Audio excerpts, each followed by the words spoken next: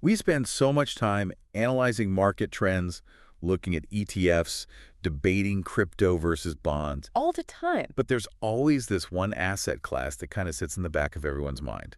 It's the, in case of emergency, break glass asset. The ultimate hedge. Exactly, gold. But we're not talking about just buying a few coins to bury in the backyard today. No. We're looking at a much more specific and, frankly, bureaucratic beast, the Gold IRA. Which is a completely different animal than just owning bullion. Right. And to navigate this, we're doing a deep dive into a guide by Doug Young titled Steps to Launch a Gold IRA. And honestly, looking at this guy's bio, he seems like the person you'd want to talk to. He really is. I mean, Doug Young has over 20 years in financial markets. Wow. But more importantly, he spent 15 of those years specifically dissecting gold IRAs. He's written over 500 articles, and this is the key part. He's conducted over 80 evaluations of gold IRA companies. That last part is what caught my eye. 80 evaluations. Yeah. That suggests the industry's a bit of a minefield. It absolutely is. It's an industry with some incredibly reputable players and some, let's just say, aggressive marketing tactics. Doug Young's guide is essentially a map to get you through the process without stepping on a landmine. So let's start with the premise. I think most savvy investors get the case for gold diversification, inflation hedge, all that. We get it. But why wrap it in an IRA? Why not just buy an ETF like GLD and call it a day? That is the million-dollar question. If you buy a gold ETF, you're buying exposure to the price of gold, but you're still holding a paper asset. A contract. You're holding a contract. A gold IRA is for the investor who wants physical ownership, actual bars and coins, but wants the tax advantages of a retirement account. Okay, but physically holding gold in a retirement account, that just seems like a logistical nightmare. My brokerage, Fidelity, Vanguard, whoever, they don't want to deal with shipping me gold bars. And they won't. That's the first hurdle Doug Young clears up. A gold IRA is technically a self-directed IRA. Right. The big brokerages generally don't offer these because the administrative burden of holding physical assets is just too high for their business model. So this is a niche product. It is. You have to go off the beaten path to set this up. And that is where the complexity begins. Before we get into the how, let's push back on the why for a second. Gold doesn't pay dividends. It has no yield. If I put it in an IRA, aren't I kind of wasting that tax-deferred space? That's a classic argument, and it's a valid one. If you're a yield-chasing investor, a gold IRA might not make sense. Okay. But Doug Young frames this differently. He looks at it as insurance. If you're nearing retirement and you're terrified of a 2008-style crash wiping out 40% of your portfolio, You're not looking for yield. you are not looking for yield. You're looking for preservation. The teeter-totter effect. Exactly. When the S&P 500 tanks, gold has historically rallied. By holding it in an IRA, you can rebalance your portfolio without triggering immediate capital gains taxes. You're shielding the appreciation, not the yield. Okay, that makes sense. So if we accept that we want this insurance policy, we have to pick the vehicle. The guide outlines 3 types: traditional, Roth, and SEP. And this choice is critical. It dictates your tax liability for potentially decades. Most of us know the drill. Traditional is pre-tax, Roth is post-tax. But is there a specific strategy for gold here? There's a really nuanced argument for the Roth Gold IRA. Think about it. Gold is a long-term store of value. If you believe the dollar is going to devalue significantly over the next 20 years, the nominal price of gold could. Well, it could skyrocket. So you'd have a massive capital gain. A huge one. And if that gold is in a traditional IRA, you're paying income tax on that massive gain when you withdraw it. But in a Roth? In a Roth, that appreciation is entirely tax-free. You've locked in your tax rate today. That's interesting. So if you're really bullish on gold, the Roth might actually do the mathematically superior play, even without dividends. Precisely. And for the self-employed listeners, consultants, small business owners, young, highlights the SEP IRA. The supersized IRA. Essentially, the contribution limits are significantly higher. If you're having a great year in your business and you want to stash away a large chunk of cash into hard assets, the SE is the way to do it. All right, let's get into the mechanics. Because this is where the guide suggests people get ripped off. It is. We establish you can't use a normal broker, so you need a team. Who are the players? You need to understand the distinction between 2 entities. The Gold IRA company, which is the dealer, and the custodian. Mixing these up is a rookie mistake. Break it down for us. Who does what? The Gold IRA company is the general contractor. They are the ones marketing to you. They sell you the metal. They are a dealer. Their primary incentive is to move product. And the custodian. The custodian is the compliance officer. They're a regulated financial institution. They don't care if you buy gold, silver, or crypto. Their job is strictly to make sure the account adheres to IRS rules, handle the reporting, and collect the annual fees. That sounds like a conflict of interest waiting to happen. The dealer wants to sell me specific metals, probably at markup, right? Now you're hitting on the most important part of Doug Young's analysis, the spread. The spread. This is the difference between the wholesale price of gold and what I actually pay. Yes, and in the Gold IRA world, this can be incredibly opaque. When you buy a stock, you see the commission or the spread immediately. It's tiny. Right. In the physical metals market, the spread can range from 1% to, well, much, much higher. How much higher are we talking? It depends on the metal, and this is where the scam warning comes in. Young warns about companies pushing exclusive or numismatic coins. Or collectibles. Right. A dealer might say, don't buy a standard gold bar, buy this limited edition proof coin from the mint of wherever. It has higher appreciation potential. I mean, guess it also has a higher markup for the dealer. Massive. We're talking spreads that can be 30% or more. 30%. If you pay a 30% premium, the price of gold has to rise 30% just for you to break even. Ouch. So you start the race 30 yards behind the starting line? Exactly. The custodian doesn't care. They just hold the asset. But the dealer has a massive financial incentive to upsell you on these semi-numismatic coins. Young's advice is strict. Stick to standard bullion, Rs and common coins. The spread is lower, the liquidity is higher. That is a crucial takeaway. If a salesperson is pushing a rare coin for your IRA, hang up. Hang up immediately.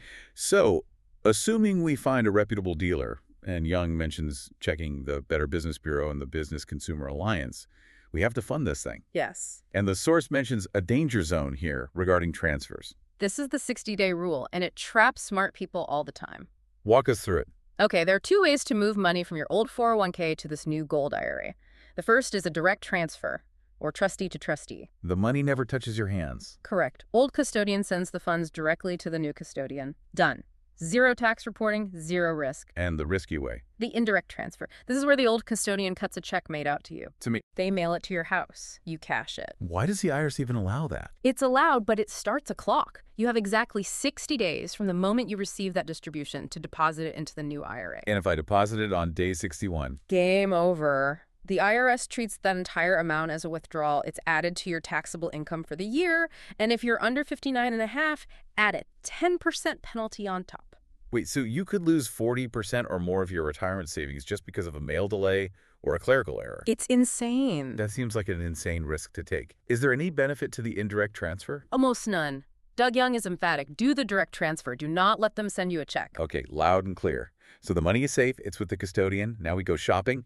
We talked about avoiding rare coins. But what can we buy? The IRS is pretty picky here. Very picky. They have fineness standards. For gold, the metal must be 99.5% pure. So my 14-karat necklace is out. Completely.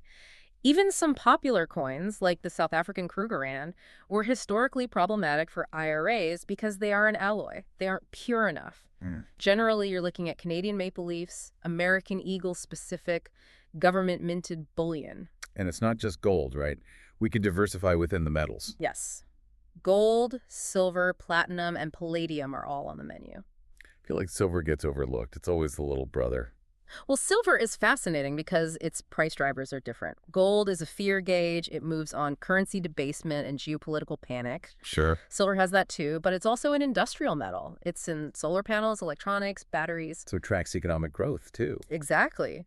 If the economy booms, silver demand goes up for manufacturing. If the economy crashes, silver demand goes up for safe haven status. It's a dual threat asset. Young suggests that mixing metals can smooth out the volatility. But platinum and palladium. Yeah. That feels like deep cuts. Those are heavily tied to the auto industry catalytic converters. They're much more volatile. Unless you really know that market, most investors stick to a gold and silver split.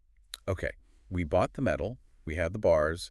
Now, where do we put them? And I know this is a favorite topic for the internet conspiracy theorists. Home storage. The home storage gold IRA. It sounds perfect, doesn't it? It does. You form an LLC, you buy the gold, you put it in a safe in your basement, you control it. And you still get the tax break. That's the pitch. But Doug Young is waving a massive red flag here. Is it illegal? It's an extremely aggressive interpretation of the tax code, and the IRS has been cracking down hard. There was a famous case, the McNulty case, where a couple did this. They stored the gold at home. The court ruled against them. Pay with a penalty. They had to pay taxes on all of it, plus massive penalties. The court essentially said, if you have physical possession, you have unfettered control. And unfettered control creates a taxable distribution. So the tax shelter relies on you not being able to touch it. Correct. Separation of church and state. You need a third-party depository. So let's talk about these depositories. This isn't a self-storage unit down the street. No. These are places like the Delaware Depository or Brinks. Military-grade security. And there's an interesting choice you have to make here, too. Segregated versus commingled storage. Commingled sounds messy, like a community pool. In commingled storage, your gold bars are mixed in with everyone else's. When you want to withdraw, you get back the same type of gold, say 10 1-ounce Eagle coins, but not the exact specific coins you put in. And segregated. Your assets are in a separate shelf or locker. You get back the exact serial numbers you deposited. I assume segregated costs more. It does. And you have to ask yourself, do I care? For bullion, gold is gold. Commingled is usually cheaper and just fine. But for some people, knowing they have their specific bars matters. Let's circle back to the costs again. We mentioned the dealer spread. Now we have storage fees. We have custodian fees. Does the math actually work out? This is where you have to be cynical. You have a setup fee, maybe $50. An annual custodian fee, maybe $100 to $300. Storage fees, another $150 or so, plus the spread you paid to get in. That's a lot of drag on the portfolio. It is. If you only have, say, $10,000 to invest, a Gold IRA is a terrible idea. Really? The fees will eat up 3–5% of your account every single year. You need gold to rally 5% just to stand still. So there's a minimum threshold where this makes sense. Doug Young suggests you really need a decent chunk of capital, $25,000, $50,000 or more, to make the flat fees a negligible percentage of the assets. If you're just starting out, buy a silver coin and put it in your pocket. Don't open an IRA. That's refreshing honesty. It's not for everyone. No. And there's one more risk we need to cover, the exit strategy. Getting out. You're retired. You're 72. You need to take a required minimum distribution. You can't just click sell on an app. Right. You have physical metal sitting in a vault in Delaware. Who do you sell it to? Usually the same dealer you bought it from. This is why the buyback policy is crucial. Before you sign anything, you need to know, will they buy it back? And at what price? And if they sold it to you at a premium, do they buy it back at the spot price? Usually, yes. Yeah. So you lose that spread on the way out, too. A reputable company will be transparent about their buyback spread. A shady company will be vague. If you don't have a guaranteed exit route, you are holding an illiquid rock. Okay, so to recap the deep dive checklist here. First, vet the dealer.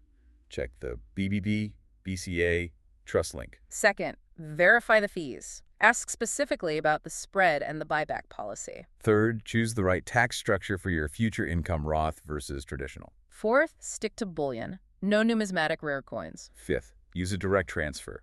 Avoid that 60-day tax trap. And finally, use an approved depository. Do not try to be a cowboy and store it at home. It seems like a lot of hoops, but I suppose that's the price you pay for owning the real thing inside a tax shelter. It is. And, there's a philosophical angle here that Doug Young alludes to. We talk about the math, the inflation hedging, the diversification. But a gold IRA is often a psychological purchase. How so? Well, we live in a world of digital abstraction. Your bank account is a number on a server. Your stocks are electronic entries. Even your house deed is just a record in a county database. Gold is tangible. Yeah. It's element 79 on the periodic table. It can't be hacked. Exactly. But here's the irony. To get the tax benefit, the IRS forces you to separate yourself from that tangibility. You own it, but you can't hold it. You have to trust a custodian and a depository to hold it for you. So you're trading one form of trust in the banking system, for another form of trust in the vault system. Yes. You never truly escape the need for trust in the financial system, even when you buy the ultimate anti-system asset. That's a heavy thought to end on. Yeah. You can own the gold, but you can't cuddle the gold. Not if you want to keep the IRS happy. Well, I think I'll stick to my paper assets for now, but maybe I'll look into that silver industrial play. Seems like a smart middle ground. Just check the fees first. Always check the fees. Thanks for listening to this deep dive on gold IRAs. We'll see you next time.